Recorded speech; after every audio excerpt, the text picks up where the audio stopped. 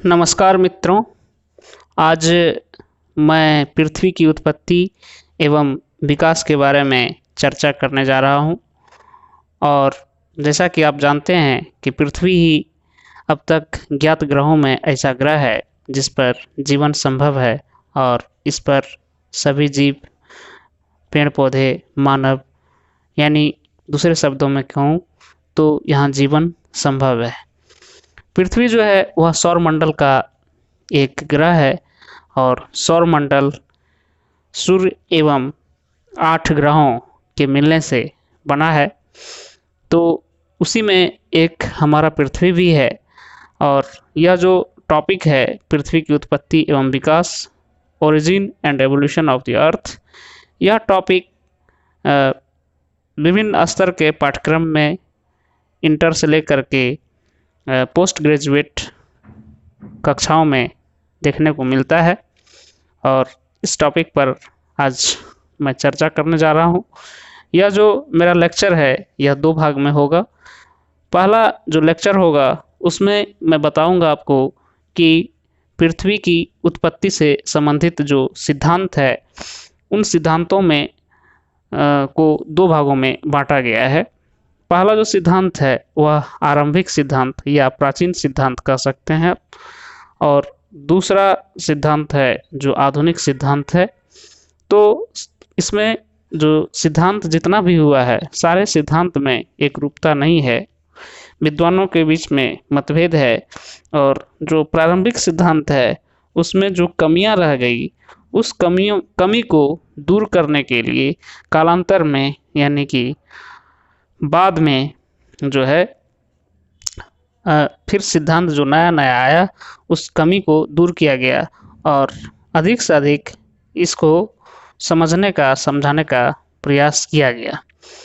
तो पृथ्वी की उत्पत्ति के संबंध में जो है बहुत रहस्यमयी बातें लगती है कि किस तरह से इसकी उत्पत्ति हुई होगी और किस तरह से जो है आज इस रूप में हमारी पृथ्वी दिखती है। तो यह रहस्यमय अभी भी बना हुआ है मानव के लिए कि पृथ्वी पर किस तरह से जीवन संभव हुआ है, क्या अन्य ग्रहों पर भी इस तरह का जीवन हो सकता है। इस तरह की जिज्ञासा हमेशा मानवों के बीच में बनी रहती है। अब बात करते हैं कि इस पृथ्वी की उत्पत्ति के संबंध में जो अधिकांश विद्वानों का मत है वे अन्य ग्रहों की भांति पृथ्वी की उत्पत्ति कैसे हुई इस पर उन्होंने चर्चा करने का कोशिश किया, अपना सिद्धांत देने का कोशिश किया। इतना तो यह सत्य है कि पृथ्वी की उत्पत्ति सूर्य से हुई है। सूर्य जो है वह ब्रह्मांड में उपस्थित करोड़ों सितारों में से एक छोटा सा सितारा है। अब आइए कि आरंभिक जो सिद्धांत दिया गया अलग अलग विद्वानों के बारे में उस पर हम लोग चर्चा करेंगे। तो आरंभिक सिद्धांत पृथ्वी की उत्पत्ति के संबंध में विभिन्न दार्शनिकों तथा वैज्ञानिकों ने प्रारंभ से ही बहुत सारे परिकल्पनाएं प्रस्तुत की, जिनमें से कुछ महत्वपूर्ण परिकल्पनाओं का यहाँ मैं संक्षिप्त में चर्चा करूँगा। इसमें पहला जो नाम आता है वह आता है प्रोफेसर इमैनुअल कांट का। ये जर्मनी के दार्शनिक थे। इसने सन 1755 ईस्वी में पृथ्वी की उत्पत्ति के संबंध में वायव्य राशि परिकल्पना या गैसीय राशि सिद्धांत प्रस्तुत किया। इनके अनुसार प्रारंभ में आद्य पदार्थ ठंडा तथा समान रूप से कणों के रूप में बिखरा हुआ था, जिससे हमारी पृथ्वी तथा सौरमंडल के अन्य ग्रहों की उत्पत्ति हुई। अब जो दूसरा विद्वान दार्शनिक है वह है लाप्लास। लाप्लास महोदय यह फ्रांसीसी गणितज्ञ रहे हैं। इन्होंने पृथ्वी की उत्पत्ति के संबंध में निहारिका सिद्धांत सन 1796 ईस्वी में दिया था। लाप्लास के अनुसार आद्य पदार्थ बहुत ही गर्म तथा मंद गति से घूर्णन कर रहा था। इस गर्म तथा मंद गति से घूमते हुए गैस के बादल को उसने निहारिका कहा।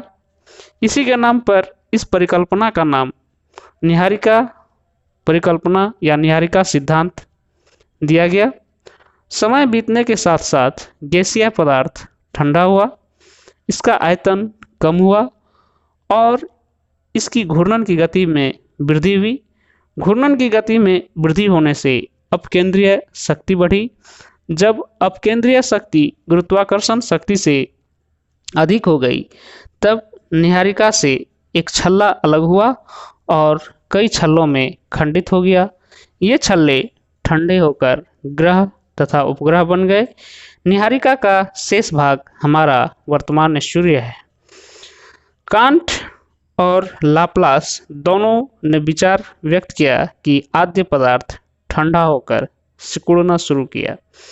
कोणीय वेग या कहें संवेग, कोणीय संवेग के संरक्षण के नियम के अनुसार इस पदार्थ की घूर्णन की गति तेज हो गई। अब कोणीय संवेग जो है, ये पदार्थ कोणीय वेग तथा दूरी के गुणनफल से प्राप्त होता है।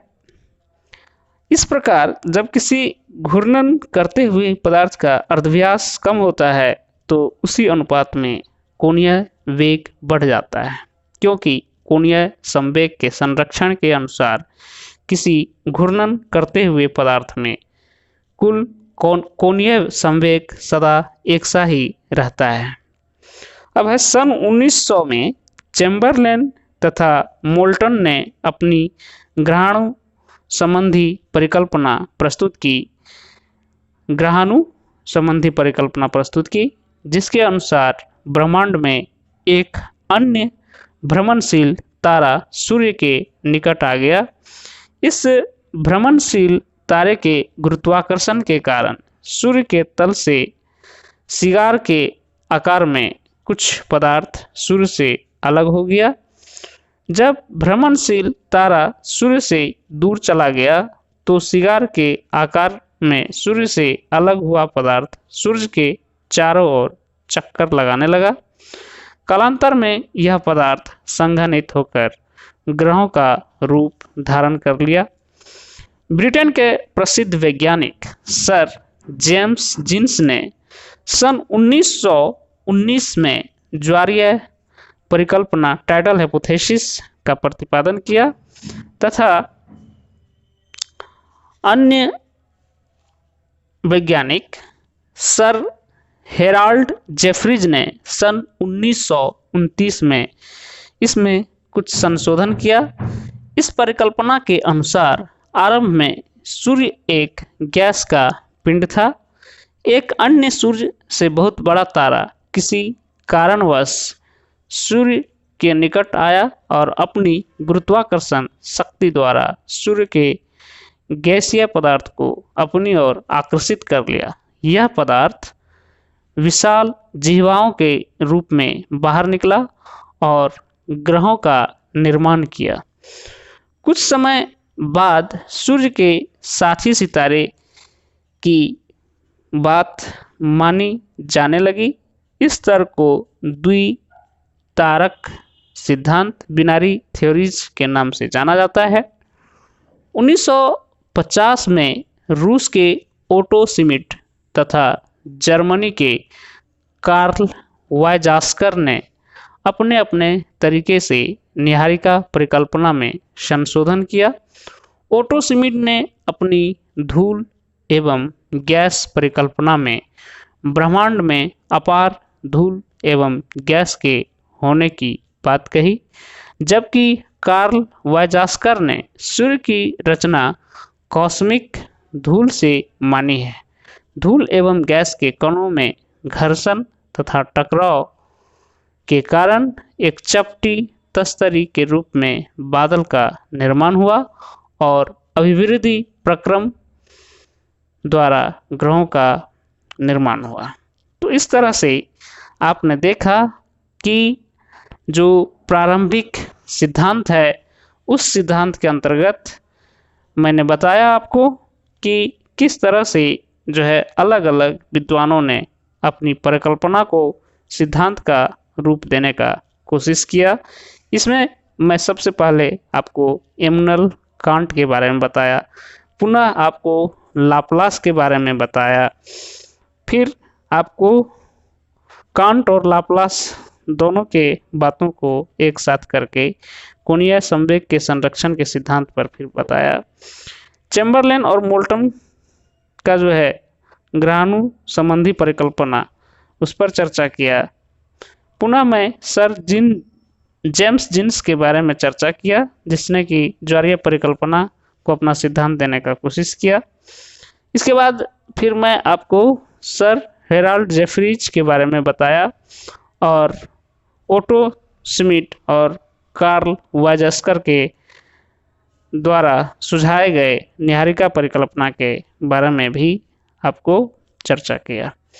तो उम्मीद करता हूँ छात्रों कि जो आज का जो यह लेक्चर का पहला भाग है, इसमें आरंभिक सिद्धांत को आप भलीभांति समझे होंगे, और जब मैं फिर इसका आधुनिक सिद्धांत लेकर के आऊँगा इस लेक्चर के दूसरे भाग में, तो फिर उसको मैं बताऊंगा कि किस तरह से आधुनिक सिद्धांत के अंतर्गत जो है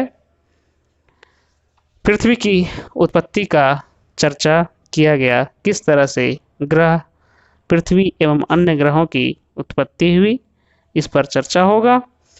तो मिलता हूँ आपसे पुनः इसके दूसरे भाग में।